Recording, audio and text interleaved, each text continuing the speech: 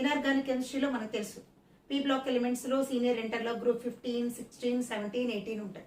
So ఈ 4 చాప్టర్స్లో VSAQs ఏమన్నాయో నేను ఇప్పుడు ఈ వీడియోస్లో మీకు ఎక్స్ప్లెయిన్ చేస్తున్నాను. చూడండి ఒకసారి గ్రూప్ 15లో విఎస్ఏక్యూస్. ఓకే, సో ఇక్కడ గ్రూప్ 15లో ఫస్ట్ తీసుకునే విఎస్ఏక్యూ ఏంటంటే నైట్రోజన్ ఎగ్జిస్ట్ యాజ్ అంటే N2 మనం ఫుల్ రాసుకుందాం, ఎందుకంటే N2 అంటే మళ్ళీ డై అని తెలుస్తుంది కదా. నైట్రోజన్ ఎగ్జిస్ట్ యాజ్ డైఅటామిక్ అంటే N2 లాగా ఉంది. వేరాస్ ఫాస్ఫరస్ ఈజ్ P4. వై అంటే నైట్రోజన్ N2 రూపంలో ఉంది, బట్ ఫాస్ఫరస్ మాత్రం P4 లాగా ఎగ్జిస్ట్ అవుతుంది మాలిక్యూల్ అన్నప్పుడు ఎందుకు, ఇది ఇక్కడ అడుగుతున్న క్వశ్చన్. సో ఇక్కడ సింపుల్ ఏంటంటే స్మాల్ సైజ్ ఉందండి, అందువల్ల మల్టిపుల్ బాండ్స్ తో N2 ని ఫామ్ చేసుకుంటుంది. ఈ రెండింటికి ఒకటే, స్మాల్ ఇన్ సైజ్, ఇది లార్జ్ సైజ్. దీంతో కంపేర్ చేసుకున్నప్పుడు మల్టిపుల్ బాండ్స్ కాకుండా సిగ్మా బాండ్స్ తో 4 ఫాస్ఫరస్ తో అటాచ్ అవుతుంది, అందువల్ల. సో ఇక్కడ రెండే పాయింట్లు ఏంటి, small size of nitrogen, it forms the multiple bonds with another nitrogen. Large size of phosphorus, that's why nitrogen exists as diatomic, whereas phosphorus is tetraatomic. Question number 2, N2 is highly stable. Nitrogen కి stability ఎందుకు ఎక్కువ ఉంటుంది, ఇక్కడ 4 reasons చెప్పాలి. First small size, bond order ఎక్కువ, అంటే multiple bonds form చేసుకుంటుంది కదా, బాండ్ ఆర్డర్ ఎక్కువ. ఆర్డర్ అంటే మనకు తెలిసి MOID లో 3 అని చెప్తాం, హై బాండ్ ఆర్డర్ ఉంది. And bond dissociation energy high, less bond length తక్కువ. సో బాండ్ లెంగ్త్ ఏమేమి తక్కువ ఉన్నాయి, small size, bond length is less. So ఈ 2 రీజన్స్ తో బాండ్ ఆర్డర్ అనేది ఎక్కువ చూపిస్తుంది. డిసోసియేషన్ అంటే 2 ఎండ్ల మధ్య ఉన్నటువంటి బాండ్స్ ని క్లీవ్ చేసుకోవడానికి కావాల్సిన energy. So due to these 4 reasons nitrogen is highly stable. Third one, compounds of bismuth is stable at +3 oxidation state. అంటే బిస్మత్ కి సంబంధించిన కాంపౌండ్స్ అన్ని కూడా ఆక్సిడేషన్ నెంబర్ +3 దగ్గర స్టెబిలిటీ చూపిస్తాయి. ఎందుకు, only one reason is inert pair effect. Inert pair effect ఏంటి, ఇక్కడ due to inert pair effect. Immediate గా మనకి ఇనర్ట్ పెయిర్ ఎఫెక్ట్ ఏంటో ఇక్కడ నేను ఇప్పుడు ఎక్స్ప్లెయిన్ చేస్తున్నాను. Inert pair effect, what is inert pair effect, ఇక్కడ జాగ్రత్తగా వినండి, మీకు జూనియర్ ఇంటర్లో పీరియాడిక్ క్లాసిఫికేషన్ లో కూడా వస్తుంది. Reluctance of the NS electrons. Reluctance of అంటే ఏంటో చెప్పండి. రిలక్టెన్స్ అంటే అర్థం ఏంటంటే నాన్ పార్టిసిపేషన్.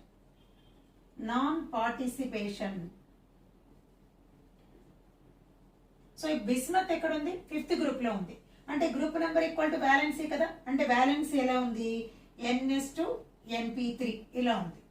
సో ఇక్కడ S లో 2 ఎలక్ట్రాన్స్ ఇలా ఉన్నాయి, P లో వచ్చేప్పటికి 3 ఇలా ఉన్నాయి, 1 2 3. సో ఈ 3 పార్టిసిపేట్ చేస్తున్నాయి. S లో ఉన్న నాన్ పార్టిసిపేషన్ అంటే ఇవి. సో అవి వెళ్ళనంత వరకు, అంటే ఇది వెళ్ళాలి అంటే ఎగ్జైటెడ్ కి వెళ్ళాలి. సో గ్రౌండ్ స్టేట్ లో ఉన్న 3 ఎలాంటి ఎగ్జైటేషన్ లేకుండా పార్టిసిపేట్ చేస్తున్నాయి, అంటే ఇక్కడ ఈ NS లో ఉన్న ఎలక్ట్రాన్స్ అనేవి పార్టిసిపేట్ చేయనంత వరకు ఈ కాంపౌండ్ కి, అంటే బిస్మత్ ఫామ్ చేసే కాంపౌండ్స్ అన్ని కూడా +3 ఆక్సిడేషన్ నెంబర్ చూపిస్తాయి. సో ఇక్కడ రిలక్టెన్స్ ఆఫ్ NS ఎలక్ట్రాన్స్ అంటే non participation of NS electrons in the bond formation. So ఇక్కడ చూడండి, బిస్మత్ +3 దగ్గర ఎందుకు స్టెబిలిటీగా ఉంది అంటే ఇక్కడ ఉన్నటువంటి NS ఎలాంటి ఎగ్జైటేషన్ కి వెళ్ళట్లేదు, వ్యాలెన్సీలో ఉన్నటువంటి ఈ 3 అన్పైర్డ్ మాత్రమే బాండింగ్ వెళ్తున్నాయి. కాబట్టి ఒకే ఒక రీజన్ ఏంటి, due to inert pair effect. Inert pair effect అంటే reluctance of NS electrons. Okay, right? So that is the formula of nitrogen. How do you account for the inert character of nitrogen? అంటే అర్థం ఏంటి, nitrogen కి ఎందుకు stability వస్తుంది, ఎందుకు అంటే only one reason, high bond dissociation energy. Bond dissociation energy ఎక్కువ ఉంది కాబట్టి అది ఎక్కడికి అటు ఇటు వెళ్ళవసరం, స్టెబిలిటీగా ఉంటుంది. సో ఇక్కడ ఇనర్ట్ అంటే స్టేబుల్. సో అంటే ఇక్కడ ఏం చెప్తున్నాం, due to high bond dissociation energy. So that is the inert character ఎందుకుంది నైట్రోజన్ కంటే. Next, PHE3 is the weaker base than NHE3. Why? ఎందుకు వీక్ గా ఉంటుంది అంటే ఇవి రెండు కూడా బేస్, లూయిస్ బేసెస్. ఎందుకు ఇక్కడ నేను ఇప్పుడు చెప్తున్నాను, ఈ రెండిట్లో సెంట్రల్ ఆటమ్ P, ఇక్కడ సెంట్రల్ ఆటమ్ N. సో దీంతో కంపేర్ చేసినప్పుడు it is small in size. ఎప్పుడైతే స్మాల్ సైజ్ ఉంటుందో ఎలక్ట్రాన్ డెన్సిటీ ఎక్కువ.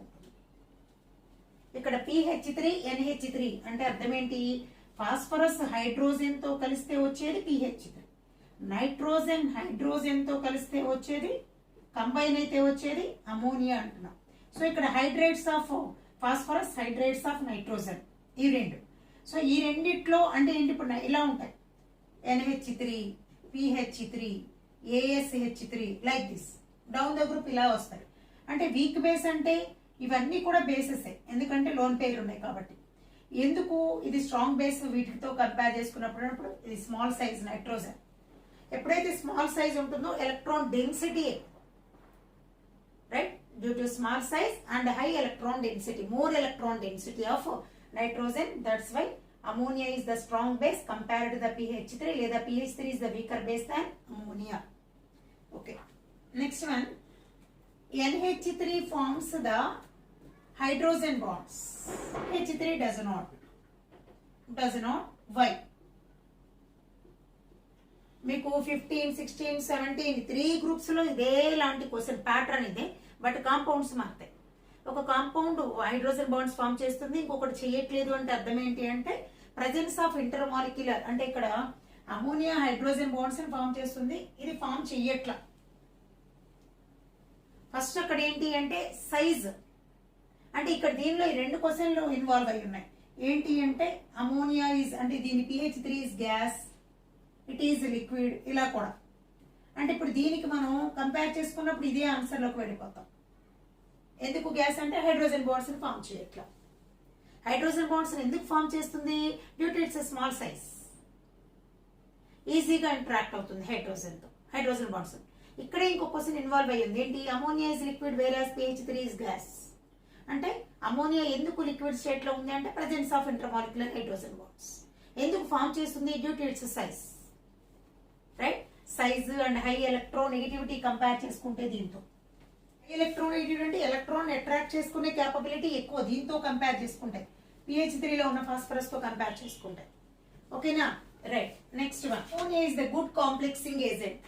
అంటే NH3 గుడ్ కాంప్లెక్సింగ్ ఏజెంట్ ఎందుకు, చాలా ఇంపార్టెంట్ ఇది. ఎందుకు గుడ్ కాంప్లెక్సింగ్ ఇక్కడ అంటే అమోనియాలో ఇక్కడ చూడండి, మనం ఇలా రాసుకుంటాం స్ట్రక్చర్, ఒక లోన్ పెయిర్ ఉంటుంది. సో అంటే లోన్ పెయిర్ NH3 PH3 అన్నిటికీ ఉంటుంది, బట్ దాని సైజ్ అనేది ఒకటి దానికి అక్కడ అడ్వాంటేజ్ అనమాట కొన్ని పాయింట్స్ లో ఎనామలస్ క్యారెక్టర్ చూపించడానికి. సో ఈ లోన్ పెయిర్ ఉండటం వల్ల ఇది ఏం చేస్తుంది, lone pair of the nitrogen, అంటే nitrogen donate that lone pair. ఎప్పుడైతే లోన్ పెయిర్ ని డొనేట్ చేస్తుందో దాన్ని లైగాండ్ అంటున్నాం. First presence of lone pair ఎప్పుడైతే ఉంటుందో ఇది లూయిస్ బేస్ అవుతుంది, Lewis base. So Lewis base గా ఉన్నప్పుడు ఏం చేస్తుంది, donate the electrons to others. ఆ డొనేట్ చేసే క్యారెక్టర్ ఏమంటున్నాం, లైగాండ్ అంటున్నాం. ఇప్పుడు మనకు తెలిసిన ఎగ్జాంపుల్ ఒకటి తీసుకున్నాం, NH3 ప్లస్ CuSO4 తీసుకున్నాం అనుకోండి. మనం జనరల్ గా ఇది హ్యాబర్స్ ప్రాసెస్ లో యూజ్ చేస్తాం. NH4OH తీసుకోవచ్చు, NH3 తీసుకోవచ్చు. ఇక్కడ ఏమొస్తుంది, Cu NH3 టెకన్ 4 times SO4 వస్తుంది. ఇది కాంప్లెక్సింగ్ డీప్ బ్లూ కలర్ లో ఉండే కాంప్లెక్స్ కాంపౌండ్. సో ఇది ఓకేనా. సో కాంప్లెక్స్ కాంపౌండ్ ఎందుకు ఫామ్ చేస్తుందంటే due to presence of lone pair, it act as the Lewis base, it donate the electrons to forms the complex compounds. Okay. NOE is paramagnetic. NOE is para